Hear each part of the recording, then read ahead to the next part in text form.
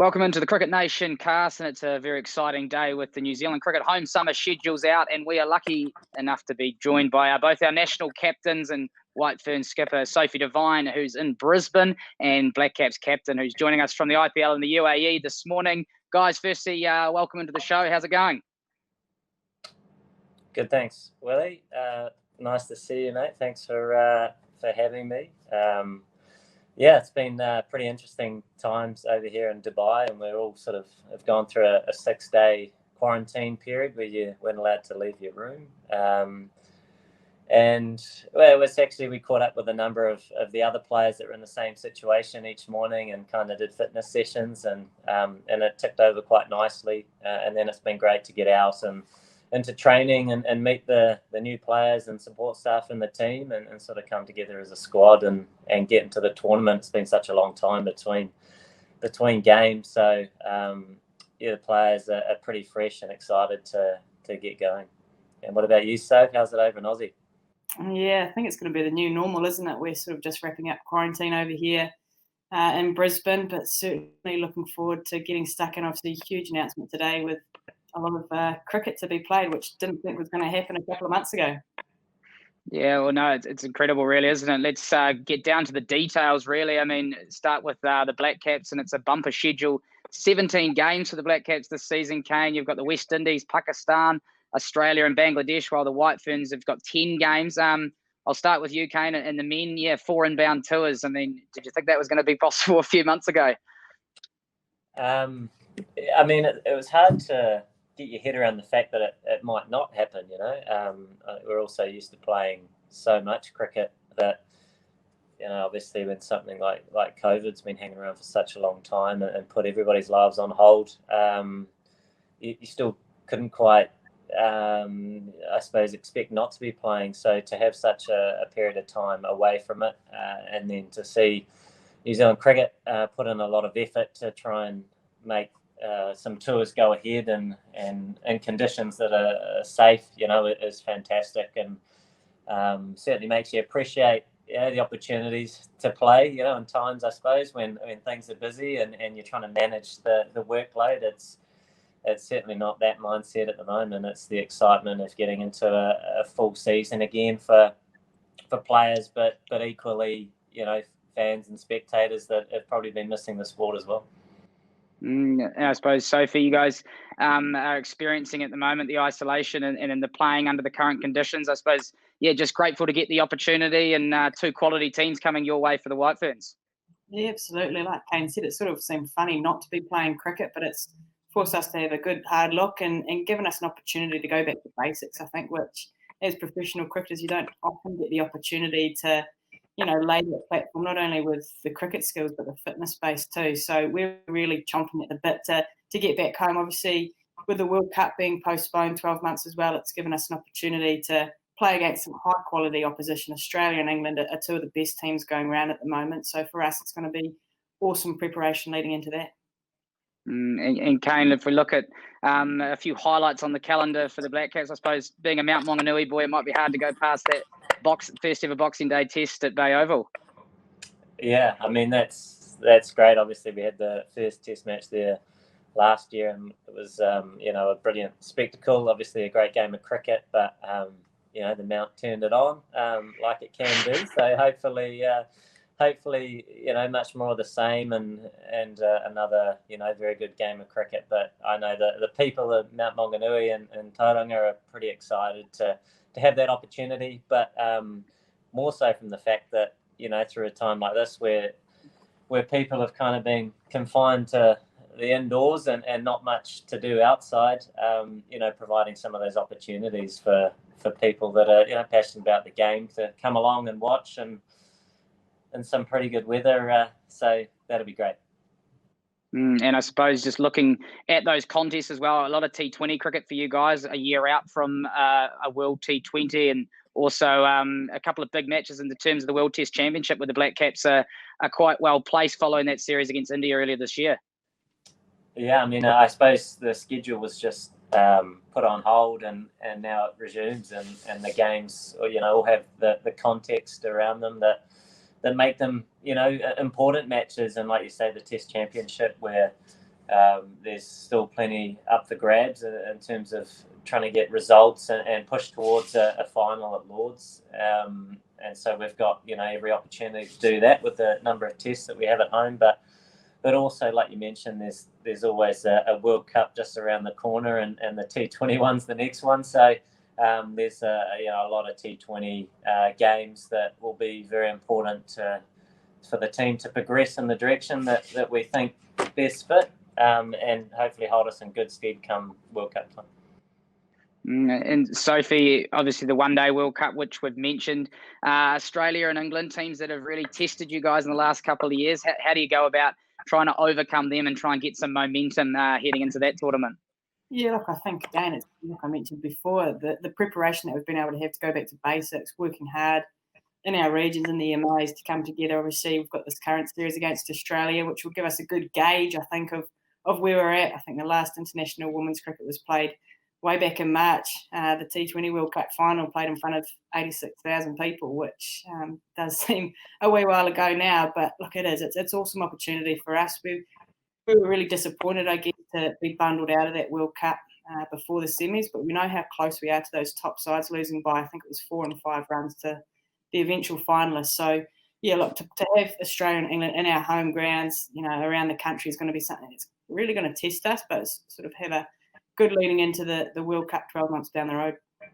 And speaking of playing in front of your home fans, the schedule announcement today as well, Super Smash, all games are going to be double headers, but both you guys are going to be able to play a substantial amount this season. We're hoping all going well. And Sophie, you guys have got a final replay with the Wellington Blaze and the Wellington Firebirds hosting their Auckland opposition after winning the titles last year.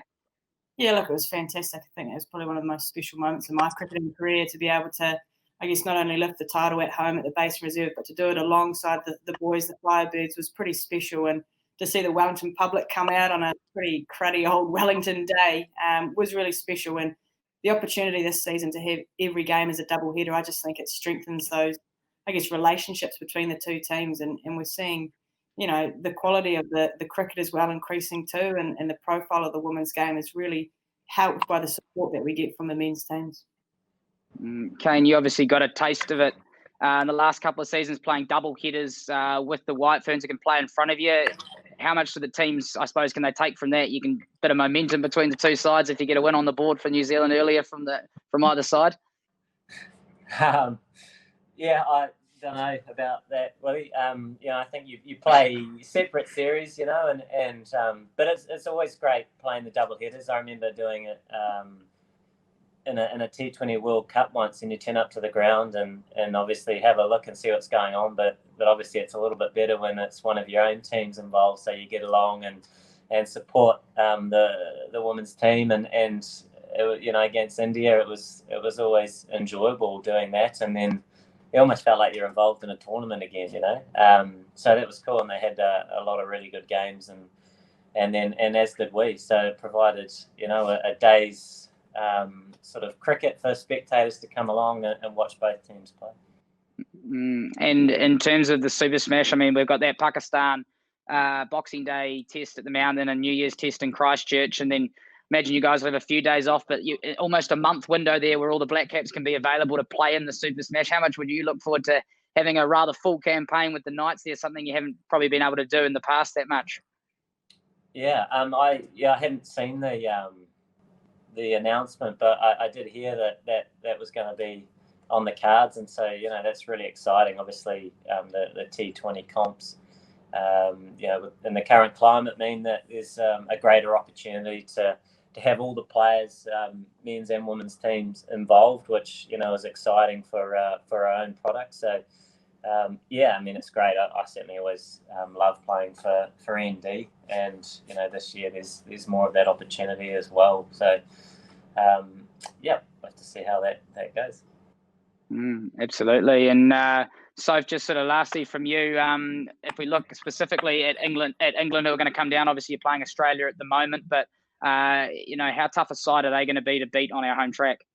Yeah, look, I mean, they're current 50 over champs. Probably have to go back a couple of years now to that tournament, but they're a really strong side. I think we saw in the T20 format too that they've got dangerous players throughout their side, and it doesn't matter what format it's in. they're a really strong side throughout. So again, like I said, it's going to be an awesome test for us to come up against a side that's number 1 ranked, 50 over cricketers. So yeah, it's great. The opportunity as well, obviously, New Zealand Cricket, ECB, to put this together in a safe environment for players to get out there and play cricket. I know we're all extremely grateful for that opportunity. And Kane, just specifically looking at your opposition there, obviously the Windies, the World T20 champs. Pakistan came here and beat us last time in the T20s, if I recall. We know what Australia can do, so the tough competition at home doesn't let up. Yeah, I mean, they've also been playing some cricket as well, so that's certainly going to be helpful for them, and we always know that whoever you play is always going to be a tough challenge, and every nation brings a different challenge. So it's important that we prepare well and get sort of as much cricket in as we can prior to those series. So hopefully that we're sort of hitting the ground running by the time the international calendar starts. But there's so many unknowns and sort of unique parts to the start of the season that players will just have to get their heads around and adapt as quickly as possible. And for a number of guys, that'll be quarantine before the start of the series and perhaps preparation with a half team and, all these other parts that you just need to be a little bit sort of flexible with and come game time, you switch on and try and revert back to what you know as a group. I think being flexible and understanding the times, you're nodding away there, Sophie. Does it feel like that this season? Obviously, there's been so much work having to go into putting on the cricket, and it's such an unusual time in the world. Does it feel like it's just a time to, I suppose, for cricketers actually, can get out there and be grateful to play? Yeah, absolutely. I think it's been mentioned before, you have to be flexible and you have to be adaptable to the situation because no one's ever experienced in a current environment that we do right now. So, yeah, there's a lot of chopping and changing, and it is. You sometimes have to put things into perspective and realise that, some people are still doing it really tough, whether it's jobs, whether it's being in lockdown. So the opportunities that are presented to us to still be able to go out and train and play cricket, we are very fortunate to be able to do that. And if that requires us being stuck in a hotel room for a couple of days, then so be it. So again, big thanks has to go out to all the boards that can make it happen. Okay, I see you nodding away there. You sort of echo those sentiments? Yeah, absolutely. Yeah. Sophie nailed it. It's been a remarkable time to be a part of, and everybody's had a really different experience throughout this time. And for us, in a lot of ways, being fortunate to have basically finished our season by the time we were put on hold to then have the opportunity to get back involved in the sport that we love when some others aren't as lucky. We do really appreciate and are grateful for that. So I think all the players will be really excited and share a very similar attitude when the time comes that we can start playing again together as a team and hopefully all going well. There'll be a few people at the ground as well, which I think put a few smiles on people's faces, which is what it's all about. Exciting indeed. So the New Zealand Cricket home summer schedules, they're out. 6 different teams coming to our shores to take on the Black Caps and the White Ferns this summer. We've also got full Super Smash and a New Zealand A program. So it's going to be a full-on summer, guys. We really appreciate you joining us. Before you go, I've done this just at the last minute. Yeah, yeah, exactly. No, I have not forgotten the quiz. I gave you about a 5-minute heads up, and basically I've devised this along with a couple of my colleagues that you'll know within the Black Caps and White Ferns setup. So it's basically about the other team. I'm going to ask a pretty similar question to each of you. You give me your answer, I'll score it, and we'll figure out a prize later on. So if you're all clear, and this will be a little bit of controlled chaos, but here we go. It doesn't even have a name, the quiz. It's just the Black Caps and White Ferns quiz. Okay, I'll address the question to you. You can answer to me. I'll score on my paper here, and we're going live. First question 1 to Sophie. You'll begin. Name the teams the Black Caps are set to play this home summer. Oh, we're on West Indies, Pakistan, Australia, Bangladesh. Ding, 1 point. Kane, exactly the same question with the White Ferns. Who are they set to face this summer? Yeah, a lot easier for you. Only half the teams to remember. You're 1-1. A good start. Kane, we'll stick with you. We'll alternate the order. Williamson, what do you have I written here? Who do you think likes to control the White Ferns music playlist?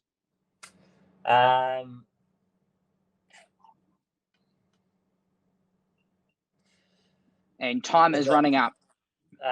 Phone a friend. Nah. Leah. It is not Leah, and it's Susie Bates. Same question to you, Sophie Devine. Who controls the BLACKCAPS music playlist? Oh, jeez. Oh, look. I'd hate to think Trent Bolt's in charge of the music, is he? Ding. 2-0, yeah. Bolty loves to grab control. It was Susie Bates for the White Ferns. Okay, question 3. No, I got the first one right. Oh, yeah, 2-1. 2-1 to Devine. Okay, Sophie, where is the next men's ODI World Cup? Where is it? India. 3 seconds. Correct. Kane, where's the next women's ODI World Cup? New Zealand. Absolute gimme. Yeah. Bingo. Delayed a year, of course. 3-2 to Devine. Kane, name the 3 current White Ferns to have played over 100 ODIs. So there's 3 current players who have done that. Who are they? Susie, Sophie, and Amy. Bing, well done. He levels it up. Sophie, to you. There are 4 current BLACKCAPS to have played over 100 ODIs. So I've got this in ODIs. One of them has played over 100 T20Is. But who are the 4 players to have played over 100 ODIs for the BLACKCAPS? Well, I'm going to give you 20 seconds in my head. Roscoe won, yes. Ross was the 100 T20s as well, wasn't he? Kane. Yes, correct. You don't get a point for that, though. Kane's the other one, yep. 2 more. Guppy. Nice. Oh, look, I'm going to go Southie. Well done, Soph. Ding, ding, ding. She's 4 from 4. Tom Latham, incidentally, sitting on... Yeah, Kane was thinking... incidentally, Tom Latham sitting on 99 one days. Is he? There you go. Okay, question 5. The score is 4-3, a narrow lead. Sophie, which BLACKCAP is most likely to badger the coach for extra throwdowns? No, it's my turn, isn't it? My turn for a question. No. Well, Kane's probably one of them, isn't he? Latham. Bingo. I'll give you that. He's the one. I also would have accepted Tom Latham. Kane, that question goes straight back to the White Ferns. Who do you think's the most likely to badger the coach for extra throwdowns? Amelia. No, that's not right. She's getting up there, Is she getting up there? Yes, real close. She's that's new information. Super keen, whereas the older players, they sort of put the feet up. Is that true, Soph? I mean, Susie Bates is still... really? Okay. I'm going to give you a half a point to try and get back in the race.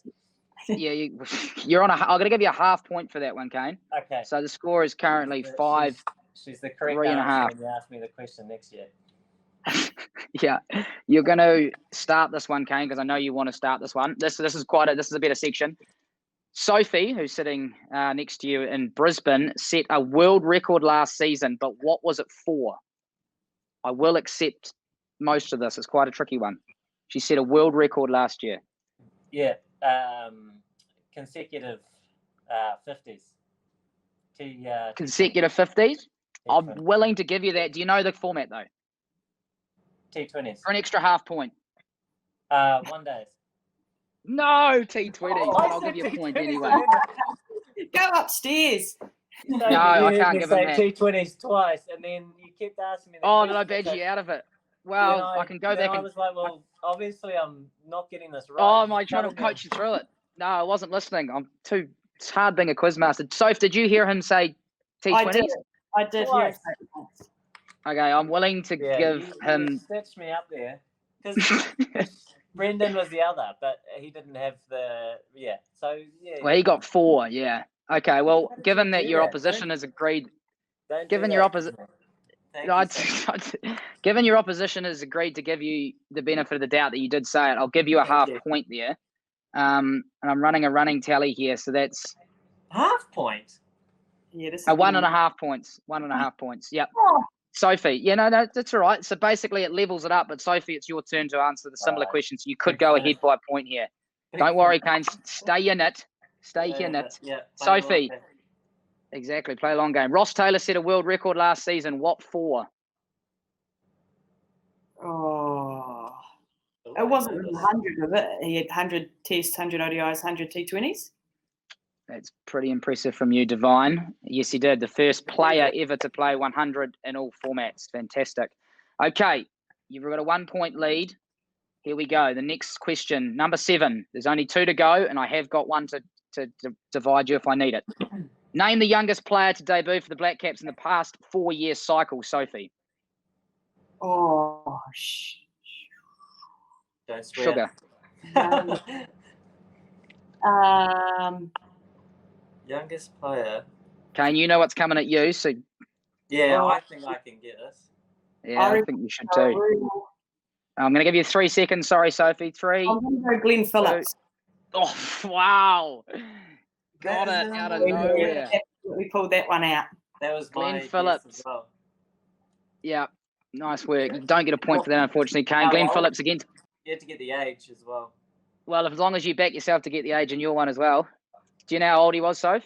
I'd say 20. No. Oh my! It's like no, that's right. But I'm not going to give you an extra point because I want the contest to even up.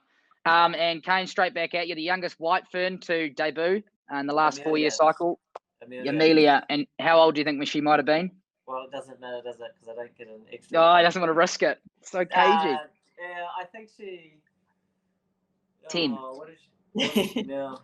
She's only 12 now, so. Like 17, maybe? Yeah, 16. Oh. 16. Out here at the Bert Sutcliffe Oval in Lincoln. Fantastic stuff. Okay, you're on level pegging.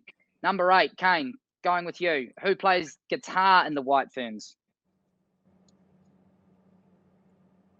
No. Just drawn a blank.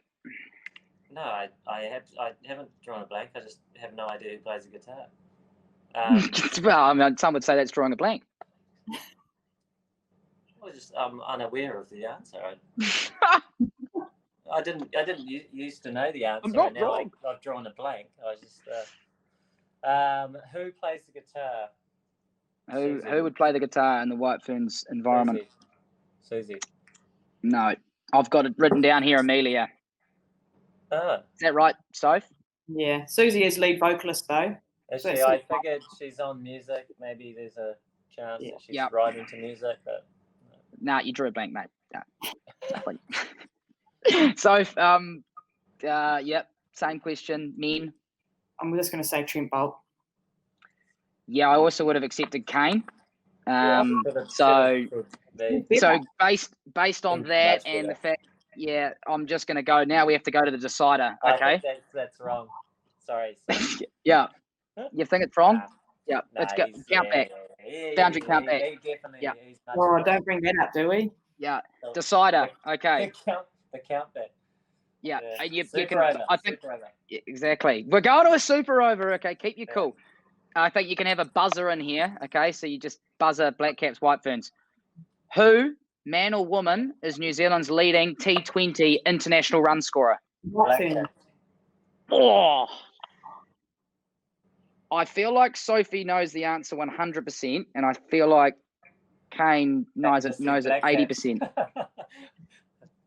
Who's gone for it then? I thought you both said it at the same time, but I'm pretty confident you know it, Sophie. And well, which one? Don't say it. You have to name both of them. No. There's one player who's scored the most international T20 runs, man or woman. Right. You go, Sophie. I'm looking in Susie Bates. Thanks, Eddie. Okay, Susie Bates. I'll note that answer. And Kane? Yeah, I'm going to go Susie Bates. Okay, Susie Bates. Well, I don't want to say it, but you're absolutely right. It's a tie. We can't separate them, and we're going to share the trophy in the spirit of how things should be done when they're tied like that. I got like a few wrong, whereas I don't think Sophie got any wrong. So, but I think we should share it. We're happy with that? Sharing's caring. Where's Brendan in that? He's got a few runs too. Second, I thought. I think, Guptill, I think second actually. Oh, is he right? Yeah. Big Marty. Well, guys, it's a great note to end on it. Shaking hands, sharing the trophy. The schedules are out. We appreciate you, joining us from your respective places. Stay safe out there, guys. We miss you, and we're looking forward to getting you home and getting some international cricket on Spark TV and MediaWorks Radio this summer. Cool. Awesome. Thanks, Willie. Cheers, Willie.